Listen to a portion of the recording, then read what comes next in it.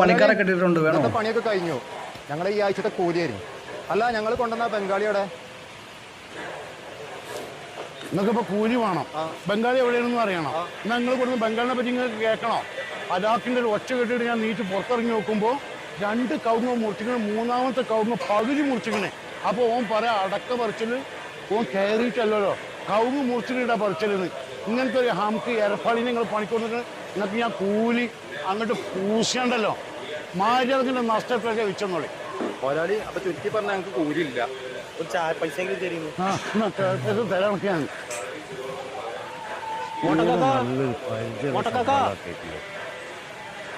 എന്താണ് കണക്ക് ഇവിടെ പണി?